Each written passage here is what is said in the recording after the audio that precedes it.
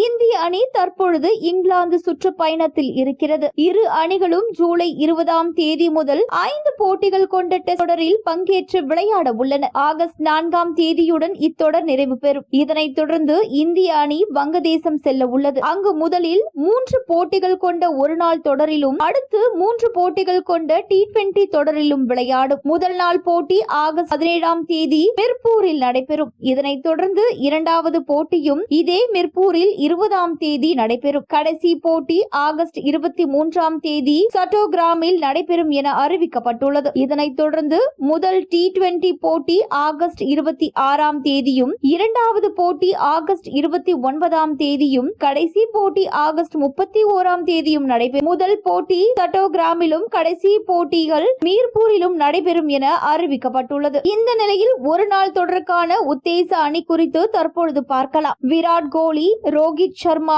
ஆகியோர் டெஸ்ட் மற்றும் T20 பார்மேட்டில் இருந்து ஓய்வு அறிவித்துவிட்டனர். இதனால் ஒரு நாள் பார்மேட்டில் எவ்வித அழுத்தங்களும் இல்லாமல் அதிரடியாக விளையாட முடியும். இந்திய ஒரு நாள் அணிக்கு தற்பொழுது ரோஹித் சர்மா தான் கேப்டனாக இருக்கிறார். இந்த நிலையில் ஒரு நாள் மற்றும் T20 பார்மேட்டிற்கு ஒரே கேப்டனை கொண்டு வர BCCI விரும்புவதாக தகவல்கள் வெளியாகியுள்ளது. T20 கேப்டன் சூரியகுமார் யாதவால் ஒரு நாள் பார்மேட்டில் கேப்டனாக செயல்பட முடியாத நிலை இருப்பதால் இந்த இரு பார்மேட்டிலும் விளையாடும் புது கேப்டனை தேர்வு செய்ய BCCI முடிவு செய்துள்ளது. அதன்படி சமீபத்தில் IPL 18வது சீசனில் சிறப்பாக செயல்பட்ட ஸ்ரேயஸ் ஐயருக்கு வங்கதேச ஒருநாள் தொடரில் கேப்டனாக வாய்ப்பு கொடுக்க உள்ளதாக கூறப்படுகிறது. பின்னர் படிப்படியாக T20 பார்மேட்டிலும் கேப்டன் பதவியை கொடுக்க வாய்ப்புள்ளதாம். வங்கதேச T20